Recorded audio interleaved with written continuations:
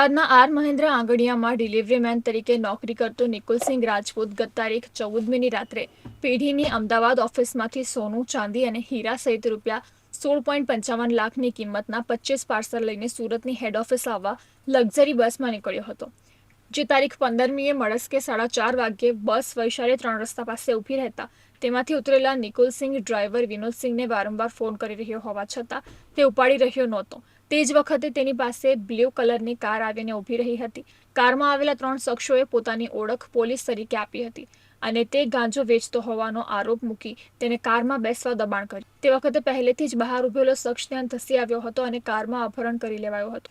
આ કર્મચારીને તમાચા અને ગડદાપાટુનો માર મારી રૂપિયા 16.55 લાખની કિંમતના પાર્સલ અને 1000ની કિંમતનો તેનો મોબાઈલ ફોન લૂંટી સરથાણા ચકાતનાકા પાસે ઉતારી દેવાયો હતો. પેઢીના ભાગીદાર રાજેશસિંહ ગુલાબજી રાજપૂતે આ ગુનાને લઈ તારીખ 16મીએ રાત્રે 8:15 વાગ્યે વરાછા પોલીસ મથકે ફરિયાદ નોંધાવી હતી. લૂંટ અને ચોરીના ગુનામાં સંડોવાયેલા શૈલેષ રાજપુરોહિત, શ્રવણ રાજપૂત, જોગસિંહ રાજપુરોહિત, આકાશસિંહ, ગણપતસિંહ, ભરત રાજપુરોહિતને ઝડપી પાડ્યો છે. પોલીસે આ શખ્સો પાસેથી અલગ અલગ કેરેટના રૂપિયા 4 લાખના ડાયમંડ જપ્ત કરી વધુ તપાસ હાથ ધરી છે.